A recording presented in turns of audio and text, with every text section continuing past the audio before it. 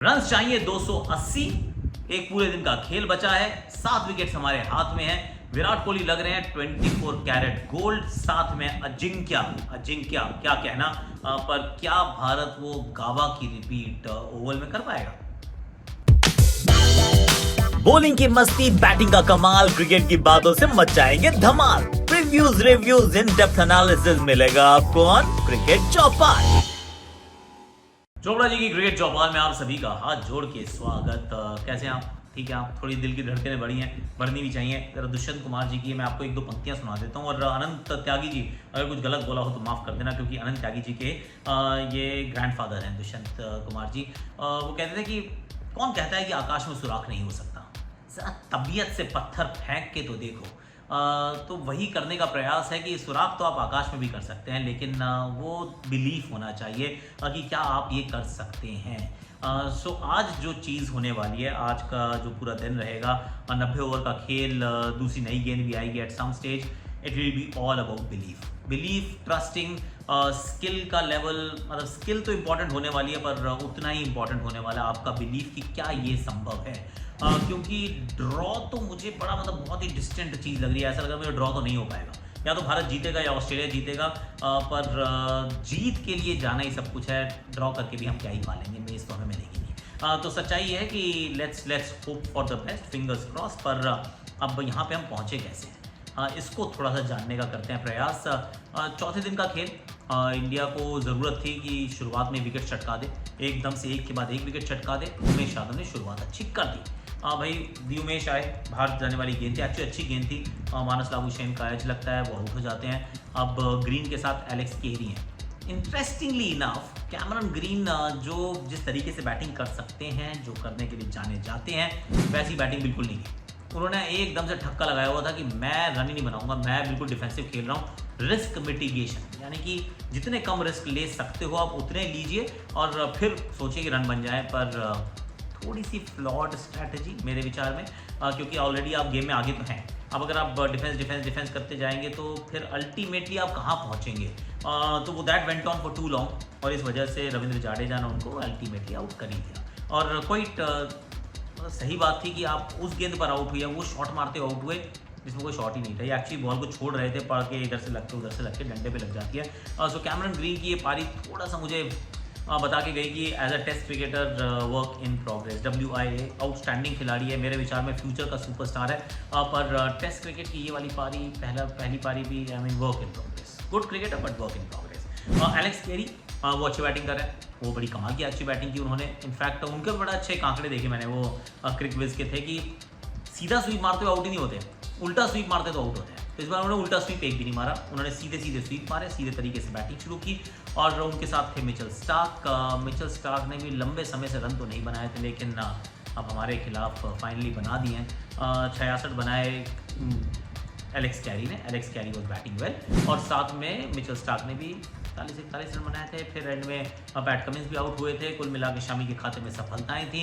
पर एक और चीज़ जो नज़र आई वो ये कि जब बॉल थोड़ा ड्यूक्स का पुराना हुआ है, and that is important for you and मी, कि जब ड्यूक्स का जो हार्ड बॉल जब पुराना हुआ ना, जब उसकी सीम तो नहीं, वो धंसती नहीं है लेदर में, लेकिन सॉफ्ट हो जाती है, तो फिर बैटिंग आसान हुई। क्योंकि पहले घंटे में जो गेंदबाजी भारत ने की, चाहे उसमें उमेश थे, अशामी थे या सिराज थे, बड़ी पेनिट्रेशन थी, बहुत लीथल थी। लेकिन जैसे ही बॉल वो पुराना होता है, वो 1 घंटा और मैच का निकलता है, आपको लगता है वो धार कहाँ गई, सेम वो पेनिट्रेशन नज़र नहीं आया। इस वजह से Alex Carey and Mitchell Starc they actually वो भारत की उन्होंने एक्चुअली उस समय तो पिटाई करनी शुरू की, और इसी के चलते 443 के स्कोर पर डिक्लेयर कर दिया।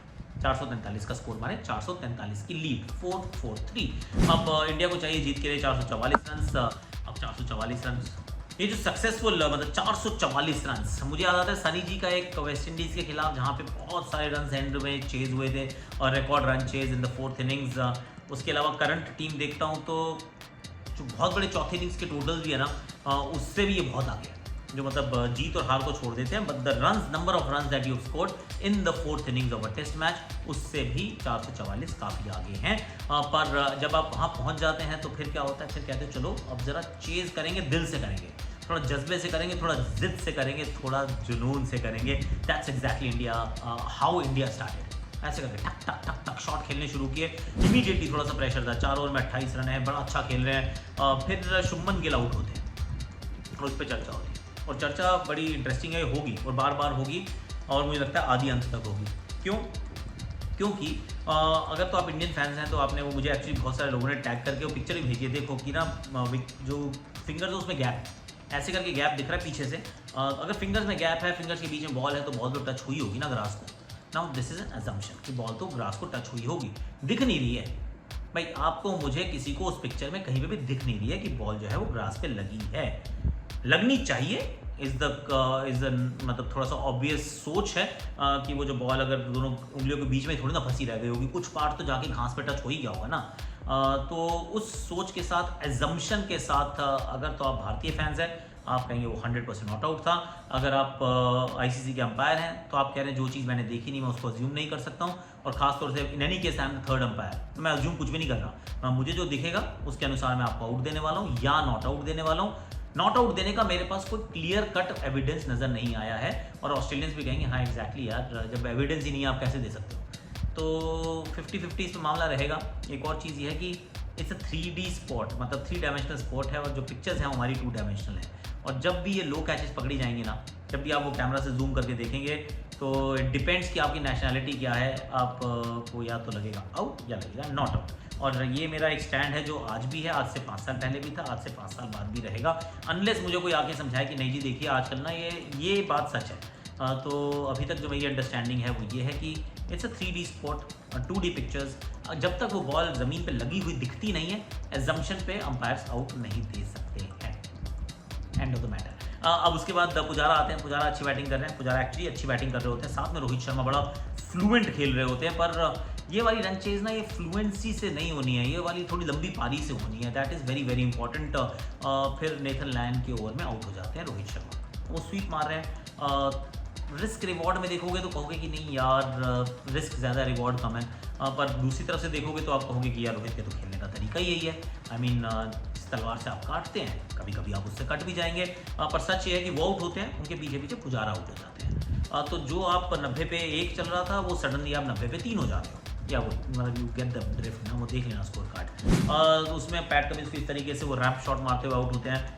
ना तो रैम्प शॉट पुजारा उतने मारते हैं कभी, ना ये फाइन वाला स्वीप इतनी जल्दी फर्स्ट ओवर या सेकंड ओवर ऑफ स्पिनर को और रोहित मार दें, ऐसा भी नहीं होता है। पर ये दोनों चीज़ें हुई एंड इंडिया वॉज 3 डाउन और स्टेयरिंग डाउन द बैरल, क्योंकि सडनली वो 444 ना फिर बहुत बड़ा टोटल दिखता है। यहाँ पे कोहली आते हैं, साथ में रहाणे होते हैं। अब कोहली रहाणे अच्छा खेले, एक्चुअली कोहली बहुत सबलाइन लग रहे हैं एकदम, वो प्रॉपर ड्राइव्स भी, फ्लिक भी, वो पैरों की तरफ भी है, बहुत अच्छा लग रहे हैं। टचवुड बहुत बढ़िया बैटिंग कर रहे हैं विराट कोहली, और Ajinkya Rahane is providing calmness, ऐसा लग रहा है सॉलिडिटी है। ऐसे डिफेंड कर ठक, पीछे से डिफेंड ठक, फिर ऐसे करके हल्का सा गेम को टहला रहे हैं। He is looking very good, like 24 carat gold कह दूँ या फिर वो विंटेज वाले अजिंक्य रहाणे लग रहे हैं। तो अच्छे तो बहुत दोनों लग रहे हैं, लेकिन आज क्या होगा कि एक बार तो अभी 35 ओवर हुए ना, तो 55 ओवर के बाद नहीं एक्चुअली 55 भी क्यों, 45 ओवर के बाद 45 ओवर के बाद दूसरी नई गेंद आ जाएगी। वो 45 ओवर तक आप चले जाओगे सेकंड सेशन के मिडिल में हो गया, जब आपके पास सेकंड न्यू बॉल आएगी, और तब तक आप वहाँ से 45 ओवर्स में you can score about 130-40 run, 150 में भी, अभी भी 280 पीछे हो तब भी 130 रह जाएंगे। तो मैच तो देखिए, to be very honest between you and me, अभी भी ऑस्ट्रेलिया के पक्ष में है। इंडिया नीड्स अ मिरेकल, और मिरेकल में कोहली के बल्ले से बहुत बड़ा शतक चाहिए, अजिंक्य रहाणे से रन चाहिए, फिर Jaddu will have to once again bat the way he does, और शार्दुल ठाकुर से भी रन चाहिए होंगे, तब जाके भारतीय टीम इस मैच को जीत पाएगी, वरना ये मैच जो है ऑस्ट्रेलिया की तरफ चली जाएगी इसी। अभी भी जो गेम है वो ऑस्ट्रेलिया के पक्ष में है, लेकिन हमने गाबा में भी किया था, ये पूरी तरह से गेम जो था वो ऑस्ट्रेलिया के पक्ष में था। वो हमने गाबा का किला जो है फतेह किया था, और विवेक राजदान साहब की आवाज़ में वो तोड़ा है गाबा का घमंड। आई मीन वो एकदम से आइकॉनिक लाइन हो गई है विवेक भैया की, तो वो क्या दोबारा सुनने को मिलेगी? आई don't know who will be calling it, पर जो भी कर रहा होगा क्या हमें वो सुनने को मिलेगा कि ओवल को फतेह किया है या whatever, I don't know, I am not there, I am not preparing, पर क्या हमें वो सुनने को मिलेगी? आप लोगों को क्या लगता है, विश्वास है क्या हो पाएगा, या फिर चलिए टू फार? बताइएगा ज़रूर। बाकी आइएगा टेलीग्राम पे, क्योंकि फैंटेसी की टीम से अभी भी आपके साथ वहाँ शेयर कर रहा हूँ, और टच वुड T20 ब्लास्ट बहुत अच्छा जा रहा है, बहुत बढ़िया जा रहा है। लिंक मैं डिस्क्रिप्शन में डाल रहा हूँ। आज के लिए अभी के लिए इतना ही।